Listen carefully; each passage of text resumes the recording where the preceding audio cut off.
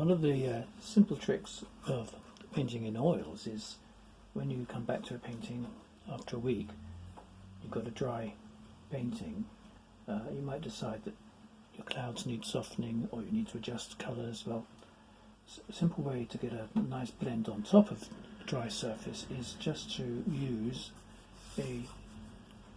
either a diluted varnish or retouching varnish, or you can use a medium, which you just buy as a medium, painting medium. That can be a little bit sticky, so again you can thin it with a little bit of terps and or oil. So what I've done here is I've actually used Venetian terps, which is a sort of gloopy terps used for glazing, but I've added a mixture of terps 2 parts and oil 1 part. That mixture, which is what I normally paint with, I'm adding to my medium, and I can just brush it over the surface. It's slightly runny, so I'm just going to brush it over the dry surface, and you can brush it fairly thinly, so I'm just going to brush it out over this area. And you only need to do the area you're going to work on. So this is also a technique you use when you're painting portraits, for example, and you might be painting from somebody from life, and you can't go to sitting for a week, so you come back to it, the paint's all dry, and you want to get a nice wet into wet technique. In fact, you can even see the light reflecting off this surface. I'm going to just try and adjust it so that we get a little bit less reflection, and hopefully then we can demonstrate the technique. So I've zoomed in. That surface, you can let it go dry off for a little time. Depending on the medium you've used will affect how the paint dries, also whether the medium dries. So some media dry more quickly than others, but if you've added a little bit of oil and terps, it should keep it sticky for half an hour or so. And then you can go back to your original colours. So I've got a mixture of ultramarine and cyan blue, which I'm just getting ready, and white, and I'll show you how to blend those clouds. I think I said ultramarine and cyan blue. It's actually cobalt blue and cyan blue. So a lovely bright blue, and you can make this paint as thick as you like. Don't get this too runny because you're painting into a liquid surface. So when you paint onto this colour, it's like painting into a wet surface. So you can enhance your clouds, put a few more little puffs in like this, just flicking into the surface, or making my deeper mix. I can put more of my pale blue back into the painting, but the trick is that all the paint is going on as if you've only just painted the first colours. So it's a very neat way of enhancing and adapting, which also means that when you first paint, don't worry if your colours aren't exactly as you want them. Get the first layers on, let them dry if you need to, then you can use this technique to enhance them. Here I am going over a sort of wider area here. Or you can, if you're good at working wet into wet, you get those first layers on, and then you can introduce a slightly different shade on top of the first shade. So if you're an acrylic artist, you're thinking, well, that's a bit unfair, I can't do that with my acrylic paints. You can't do it exactly the same, but what you can do, so let me show you close up the effect that I've just done. I'm just going to bring the painting over to the camera, and if you look into the colours here, all those edges are very blurry, so very simple. So that's one technique you can deploy using the medium, but the other thing you can do is build up layers of transparent colour.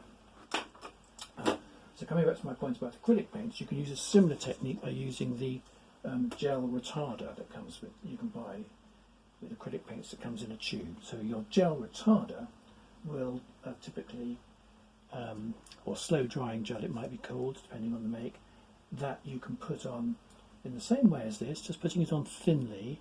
It will feel slightly tacky, and then you can paint your acrylic paints into that, and you get a similar effect. So it's a similar technique. It's a variation on the ancient art of glazing, which obviously is an oil painting technique, but you can use those media to get a similar result. So slow drying gel is the best thing to use for that, but you can use a glaze medium with acrylics as well and get a similar effect. So I'm just going to clean my brushes up and show you how to do a similar thing on the buildings. And this is obviously a technique you can use on any subject matter where you want to just do slight adjustments in colour, or you want to build up a real sheen of colour. And I want to get the effect, I've got sort of puddles on the ground here, I want to get the effect of the roof catching the light after it's rained. So I'll go back to make sure I've got this brush nice and clean. So I'll go back to my medium, which is, as I said earlier, it's Venetian terps plus a little bit of terps and oil, but you can use different recipes. You basically want a recipe that isn't too tacky, too much like marmalade, in other words. Some meat are a bit like marmalade, so it's just thin. So I'm just going to paint it over these roofs here. The roof facing this way, I want to just give it a little highlight, so I'm going to make a very simple sort of fleshy pink colour using cadmium red, raw sienna and white. Very, very sort of simple, and in fact I'm going to put a tiny bit of cobalt blue into it. Tiny bit, so I'm just mixing it up with a brush, doing something to get the right effect. And let me just put that on top. So now if I just flick it into that, what happens is, because I've put a little bit of glaze medium on the surface, as you paint into it, I haven't painted that edge by, but you get a slightly transparent look. So I'm going to do it to this roof back here as well. And you can actually add your glaze medium to the colour, and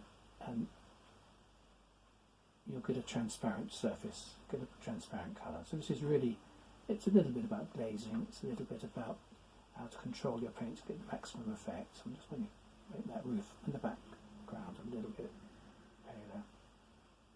So again, you can enhance the overall effect like that. You can put hints of other colour onto these areas. So I just want a little bit more light on here, nothing too dramatic. So again, just what I didn't say is that normally for doing this type of technique I use either sable or synthetic brushes. This is a mixture actually, sable synthetic flat, and then you can get a little pale glaze colour on top of the first colour, and make subtle adjustments, which is what I'm effectively doing on my rooftops.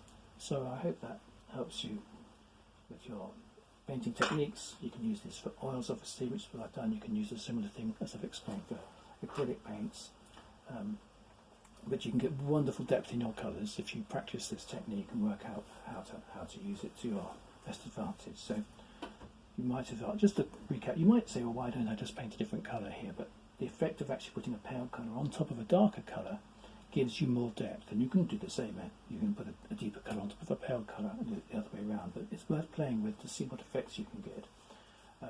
And even the most modern technique of painting, be abstract, cubist, whatever, you can use this technique to give really beautiful glowing colours.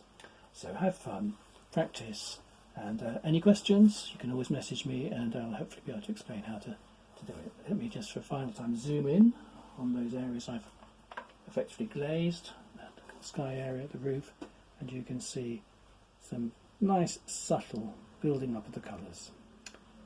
There you go, let's put it back on the easel. Many thanks for watching.